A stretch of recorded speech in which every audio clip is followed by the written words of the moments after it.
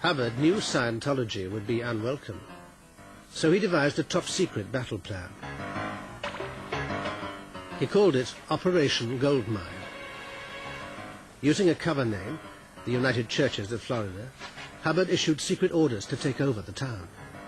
These orders, in effect, very clearly stated, move into this area, find out who your friends are, develop them, find out who your enemies are, destroy them, and then move into every possible area of community life, business, social, religious, education. The plan worked. Clearwater is a Scientology bastion. Scientology owns many prime sites. Big-name Scientologists like Lisa Marie Presley have moved in. You could get all the big high rollers, you get the people with the dollars, and you could make a fortune. And I believe the income for a week, this is like in 1970, 78, 79, was somewhere at $500,000 a week. I mean, that's where the big bucks started to be made, when you could do that. With the money rolling in, Hubbard moved to California, where he'd play his last great role. His ambition was to film sci-fi blockbusters based on his books, but he ended up making Scientology training films. The movie mogul, Cecil B. DeMille. You know, it was like he was. He tried to be bigger than life, but he just wasn't. So he would make these extravagant sets. They were ludicrous.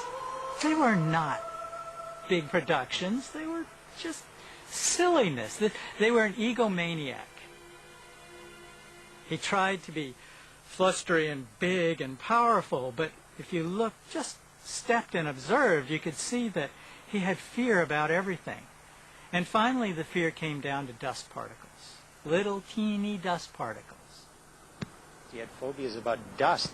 He had phobias about smells.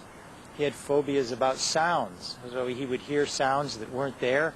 He would scream at the sound technician.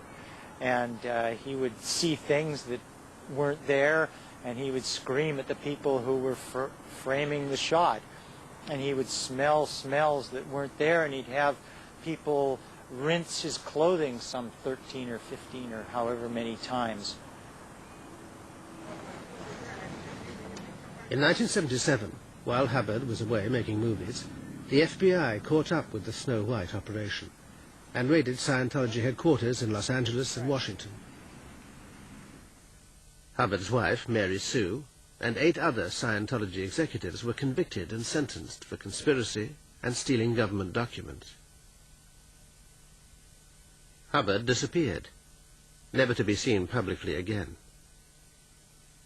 After living in a succession of hiding places, he ended up on this secluded ranch in the California hills.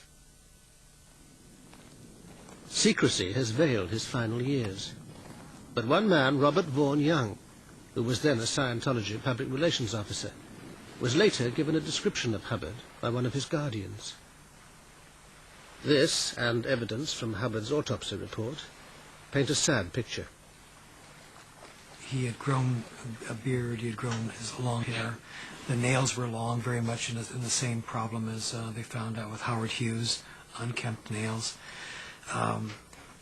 Neighbors, there was a neighbor that walked in on him one day, and he'd become very frightened and suddenly scurried out of the barn. He was frightened to meet people. He was terrified of meeting any new people. He was disappearing down into this little strange world of his that he had created. And the irony of this is a man that was promulgating and telling the world that with my technology and ideas you can get bigger and bigger and bigger, and yet he was shrinking down until finally he was hiding. On January the 24th, 1986, Ron Hubbard died. The Church of Scientology said he'd simply quit his body to continue his work elsewhere. Him dying suddenly made him very mortal, and the last thing we could have is to have Hubbard be mortal. So a story had to be designed, and the story is that he went off to research the next level. And what's amazing is how the Scientologists bought this. without any questioning. They bought it.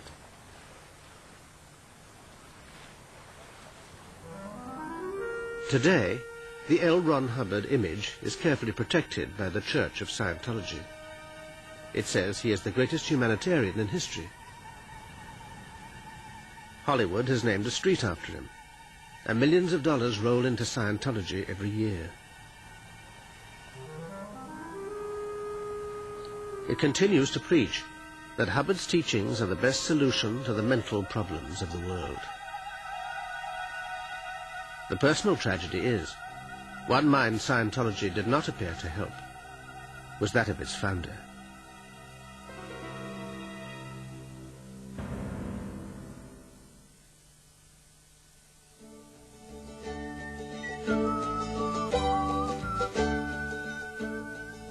Secret Lives next Wednesday at 9 profiles the holiday camp king Billy Butlin. Our film next tonight on 4 is Caddyshack.